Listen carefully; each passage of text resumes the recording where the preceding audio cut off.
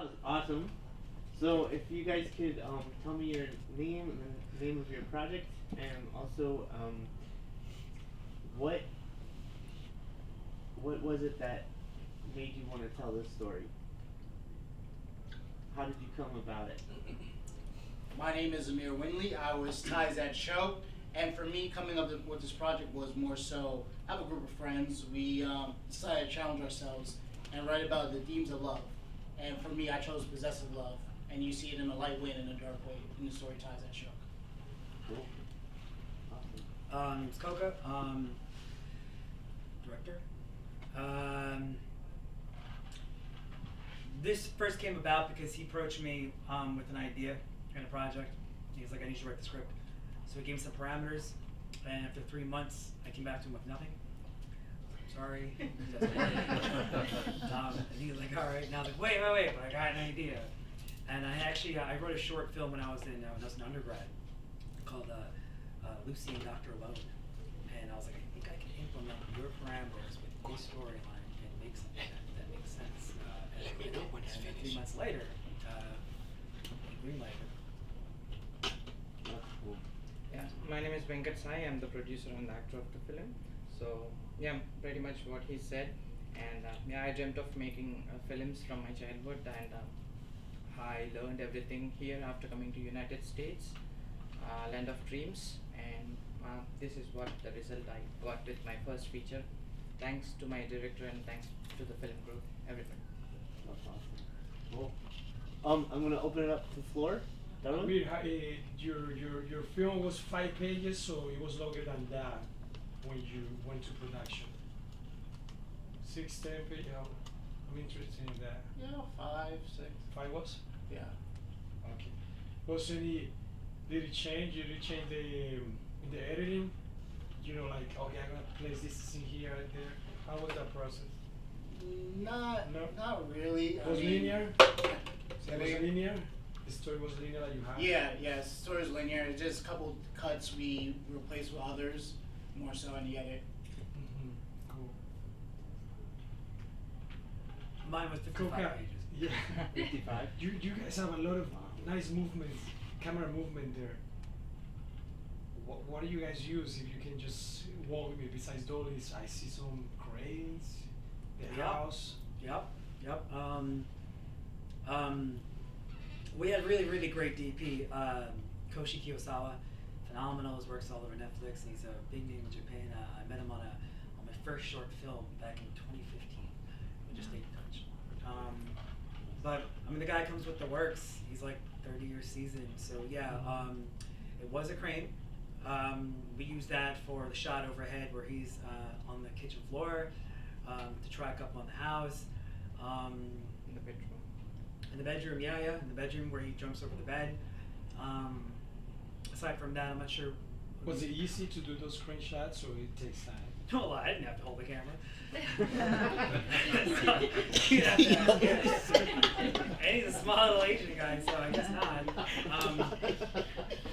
But it does take time to set up. Mm-hmm. Yeah, that's tough. It does take time to set up those shots. And Do you guys prepare those shots in advance before, or you guys also improvise a little bit shots, or it's already planned? You're always going to improvise, Mhm. always. But I very meticulously storyboard my films. Mhm. I think if you don't know to do that, you should always do that because time is money, and every day he knows more than anything. And we shot the film in 14 days. 14. Oh wow. Wow. So yeah, 14 shooting days or 15 shooting days and 3 days off in Yeah, between. Yep. yeah. So you have to storyboard because every day, I mean, forget the day. You go over 10, 12 hours, Mhm. you're spending money. So yeah, I storyboard everything. Some exceptions were made. Some shots could make the film because the time really sucks. How was that collaboration between you and your DP? Oh, I love You- the guy. I love. You the guy. started way before with the all the planning, in the pre. Yeah, he's very hands-on. I mean, he even came with me to the rental house to pick out all the stuff we would have to rent in addition to what he has, which is pretty common, but he didn't charge me for it, so okay. And then, he and I went together to the house, which was 6 hours north by Buffalo, and did a whole walkthrough, and was just one of those really dorky type of things. Yeah, a lot of prep goes in when you have less than 3 weeks to shoot the film, and it's all in one location. So yeah, a lot of planning. Go ahead. Raised your hand. That's great. This is for each of you. Like, what was the most challenging part of making the film for each of you? I know for me, the day, I think it was the week before filming, we lost location, original location. So I think that was like very, very frustrating. So I was like, do I cancel all this, or do I find a location that suits exactly what I wanted in the story? So I think that was one of the most difficult parts. So for me as a producer and also the actor, like one day in a shoot, we had a parade, which was Oh, yeah. which was yeah. Oh, sorry, there are left. Yeah, which was not expected. For me, every day counts as a producer, right? And we have to work late, like long hours on that day. Luckily, we were able to do it and squeezed everything in the timeline. There was a parade outside the house? Yeah, like a big parade. Oh. Like it took a half day of the shoot. In the middle of this town? Yeah. What's really funny is at first you're really annoyed, but then you gotta just be like, hey, relax, everyone needs this. Yeah. So they all went outside, just hang out. But yeah, that definitely killed. Sorry, man. Yeah. Definitely killed the budget. For me, I guess it'd be. I'm sorry. Go ahead. Oh no, go ahead. I can ask the question. It was one of those one house things, and so the house. I mean, you saw pretty much every corner, every crevice of it, with the exception of 3 bedrooms, and those 3 bedrooms because I was in one and crew was in the other. And, otherwise the house was. And so when you spend 3 weeks in a house with everyone, and then the air conditioner's off, the refrigerator's unplugged, And it's very old house. it's a very old house. You guys were shooting 3 weeks in a row? Yeah, man, straight. Wow. Straight. And In then the like summer, right? No, October. October. October. Yeah. And the townspeople were really cool. Like they were it's a small town of Salamanca, which is like an hour outside of Buffalo. It's a tribal town. So the word spread fast that there's a film crew shooting a movie here, and before you know it, like there were like teachers coming with their students to ask, "Can we do a walkthrough of the set?" And just like, yeah, ask my AD, leave me alone. I have to prep. So it just got messier and busier and a little more chaotic. I didn't get done. Becca, your performance is phenomenal, man. Thank Yeah, you. right? Thank you. For real. Thank you. See, how do you prepare? Yeah, I prepared. I tried to learn the American Sign Language before the shoot, and I got to understand like how mute people communicate. It was challenging for me, and it was also like saddening me, like how they actually live their lives. But I tried as much as I can, and I went into the character. He pulled a lot from me. He actually, beat my ass up. Yeah.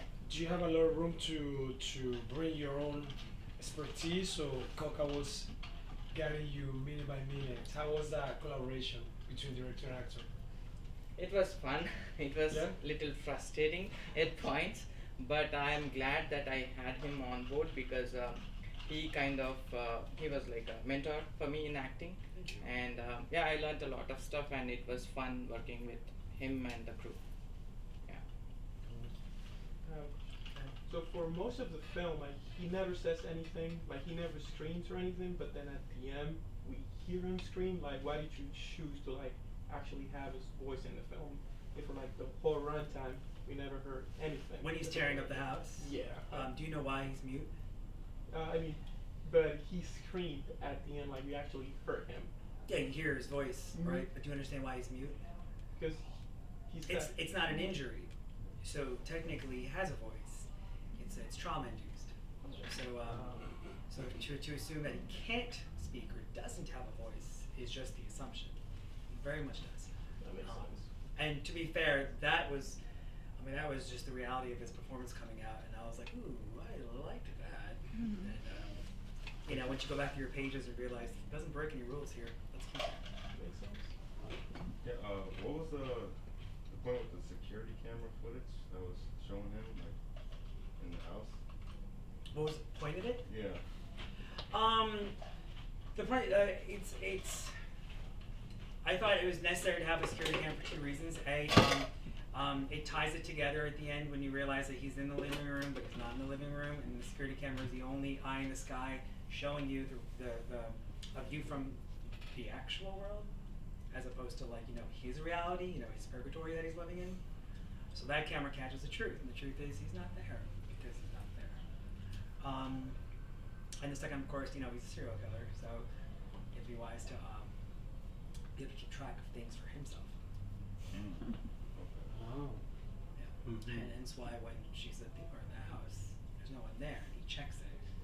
I mean, living room's perfectly fine. Now I feel like I didn't do that properly because you didn't get it.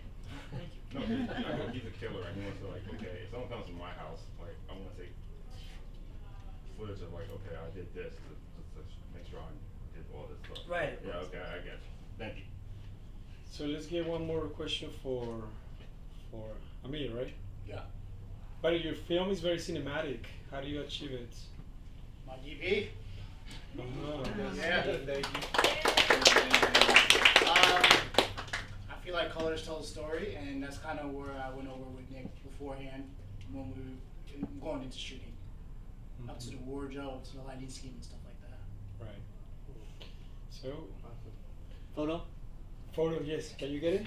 Round of applause for that. And one. Come